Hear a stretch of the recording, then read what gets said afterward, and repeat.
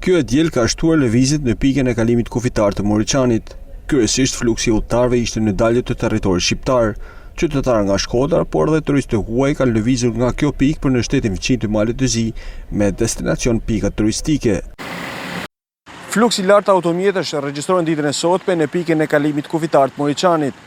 Fluksi më i lartë është në dalje të territorit shqiptar. Sipas autoriteteve, po punohet me 4 sportele, 2 në hyrje dhe 2 në dalje.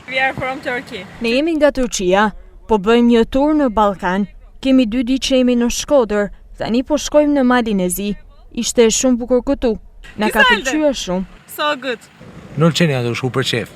Për zotin për qef, ama bukur se këtu. Po shkëm për në Lçen. Jemi Filipionin. Pse keni zgjallë me shkullin? O dhe veç për qef, me dal me hubko. Si zakonisht. Vizni shpesh, shkoni shpesh? Po nashtë ishtë da 2-3 javë. Një muj shumë. Ulqini. Më pëlqem. Se që edhe Shqipënia, po. Ulqini ma shumë. Sipas autoriteteve doganore, në 24 orët e fundit kanë lëvizur në pikën e kalimit kufitar të Moriçanit rreth 15.000 persona, ku kanë dalë nga territori shqiptar 8.500 persona dhe kanë hyrë 6.500, ndërsa janë regjistruar 4.200 automjete. Sipas autoriteteve doganore, në këtë pikë po punohet me 4 sportele, 2 në hyrje dhe 2 në dalje.